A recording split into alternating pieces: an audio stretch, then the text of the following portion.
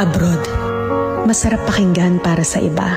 Sabi nila, kapag nasa abroad ka, masaya at maginhawa. Pero ang totoo niyan, kaakibat nito ang lungkot at pangungulila.